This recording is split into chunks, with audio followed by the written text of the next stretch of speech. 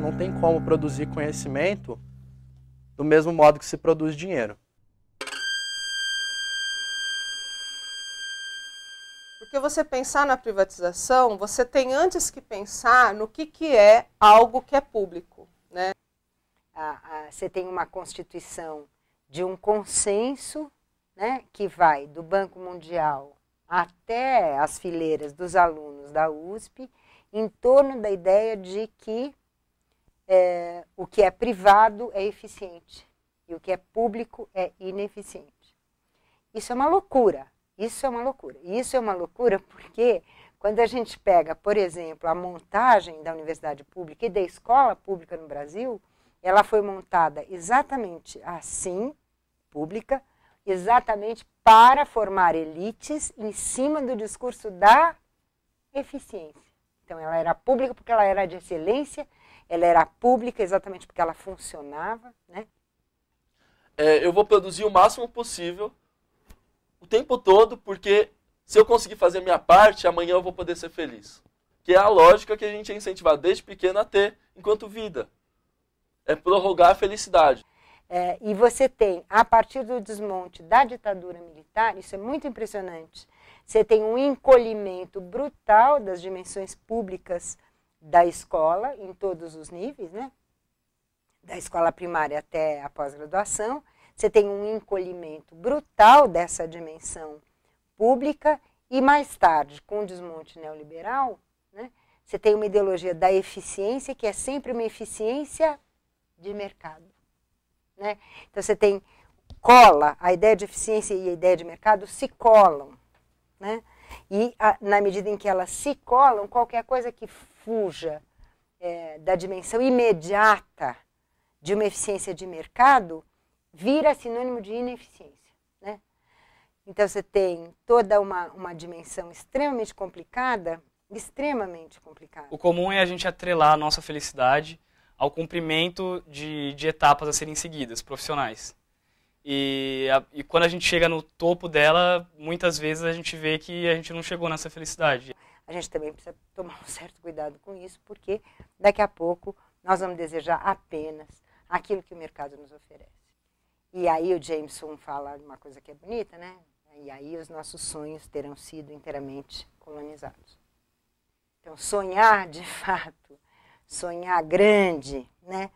Pensar um futuro diferente do presente, provavelmente é alguma coisa que a gente ainda pode fazer para além do mercado. E a universidade, ela é um lugar onde isso é possível. Né?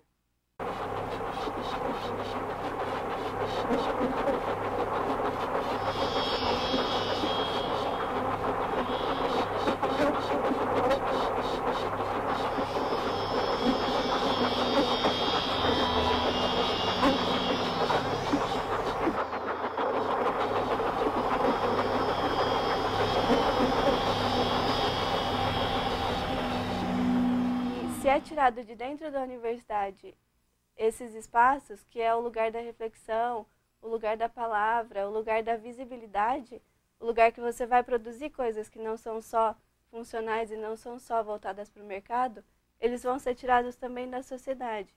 Quando a gente abre mão disso, a gente entra na lógica produtivista. A gente praticamente abre mão de pensar. Se existe uma coisa que a reflexão não é eficiente para o mercado. A reflexão é um pouco o avesso disso. Por que ela é o avesso disso? Exatamente porque lhe sobra uma dimensão crítica, que só é possível a partir de um processo de reflexão. Não vamos esquecer que reflexão é pensar sobre alguma coisa, é pensar sobre si, não é? Então, enquanto eu penso sobre mim, alguém vende mais rápido do que eu. Quando o meu objetivo não é vender, mas é de fato questionar, perguntar, pedir que as coisas se desnaturalizem, pedir que os dados não sejam naturais, fustigar a realidade através de um processo de interrogação, isso de fato não é eficiente. Né? Acontece que isto só pode acontecer na universidade. Quer dizer, Eu não diria que só pode acontecer na universidade, mas eu diria que a universidade é um lugar onde isso ainda pode acontecer, né? E que os ataques à universidade pública como um lugar onde a formação e a reflexão acontecem, são ataques a essa capacidade de reflexão, de crítica, né? E de construção de alternativas. Eu ainda acho que é isso que nos cabe, né? Ainda acho que é isso que nos cabe. E isso nos cabe exatamente no avesso da proposição neoliberal, da proposição de adaptação, né? De funcionalização da universidade pelo mercado.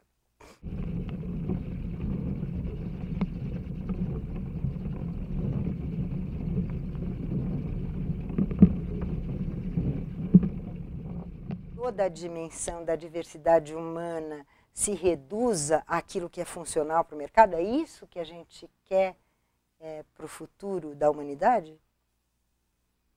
Eu acho que não, né? Quer dizer, pelo menos eu não quero.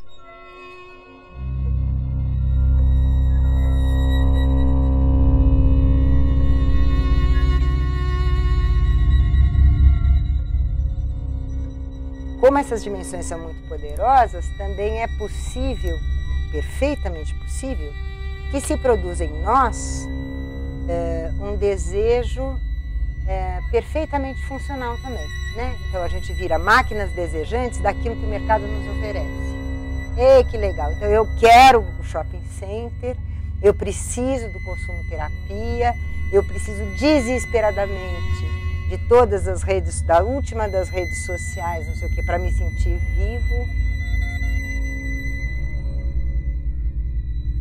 Em última instância, se nós não servimos ao mercado, nós, seres humanos, bom, então, como é que a gente justifica a nossa existência?